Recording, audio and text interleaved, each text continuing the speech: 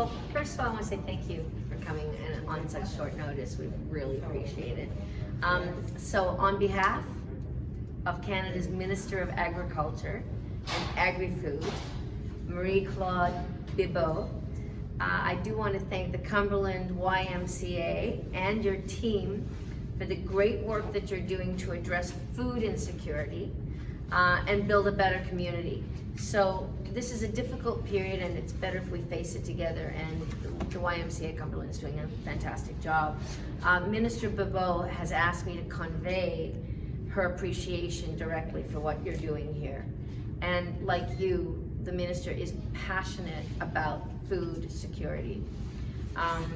As Minister of International Development, she worked hard to improve food security in developing nations in support of the United Nations Sustainable Development Goal number 2 of the United Nations Zero Hunger. Now, as Minister of Agriculture and Agri-Food, she continues to champion food security to help Canadians in need and to keep our farmers strong so they can feed our nation and the world.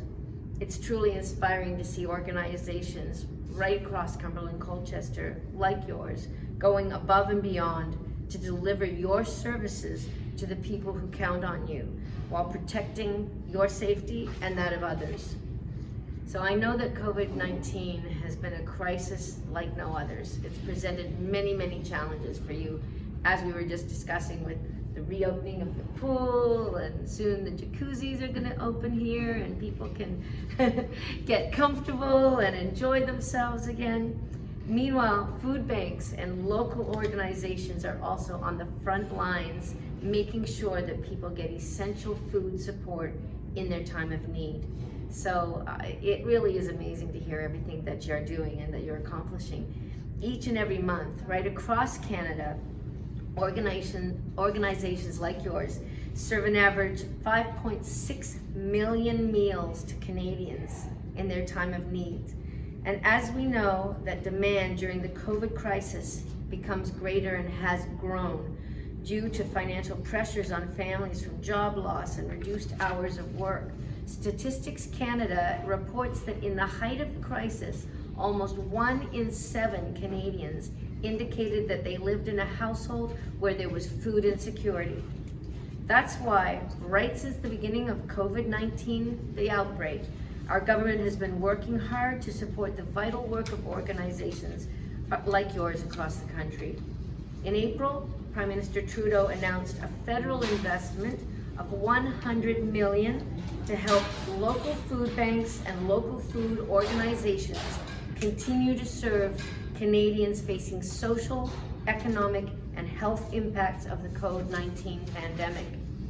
Key national food security organizations were instrumental in distributing this funding, including Food Banks Canada, Community Food Centres Canada, Second Harvest, the Salvation Army, and the Breakfast Club of Canada. Organizations are not only using the funds to buy and distribute food, but they're also able to hire temporary help to fill volunteer shortages and implement biosecurity measures such as personal protective equipment, reduce the spread of COVID-19 among volunteers and clients. And just this week I was on a tour of the Stanfields in Truro, where we are creating PPE for frontline workers. And after giving pink slips to the workers because the factory had to close because of COVID-19, we reopened it to turn it around and create hospital gowns, disposable hospital gowns, $175,000 a week. And that has now hired 275 workers to the company, local jobs, and also Polymer Plastic, also located in Truro, have sourced the material, the raw materials, and turned it into the plastic needed for these disposable hospital gowns. So that is really exciting that we're all working together to try and get through this. So today, on behalf of Minister Bibeau, I'm pleased to announce a federal investment under the Emergency Fund of $123,654 for organizations across Cumberland and Colchester counties. And the funding will help. I'm going to list everybody that is going to help. Chignecto Central Region Center for Education, the YMCA Association of Cumberland, the Amherst Food Assistance Network Association, Colchester Community Support Society, Neighbours Helping Neighbours, Oxford and Area Food Bank Association, Parrsboro and Area Food Bank Society, Pugwash Open Hamper Food Bank, the Salvation Army Family Services Truro, Salvation Army Springhill Community Church, Springhill Community and Family Services, the Truro Community and Family Services, ElevateHER Mental Health Support Services, always important. And this funding is being delivered through the Local Food Infrastructure Fund, which aims to strengthen food systems and facilitate access to safe and nutritious food for at-risk populations. Already, over 360 projects have received funding of up to $25,000 for a total of $6.6 million. This funding supported projects such as new refrigerated trucks, kitchen equipment, community gardens, equipment needed to prepare, store, and distribute food, and the installation of solar panels and irrigation systems, among others. Phase 2 of the program for larger projects is now underway. The Local Food Infrastructure Fund is part of the first ever food policy for Canada, launched just last year under the amazing leadership of Minister Bibeau.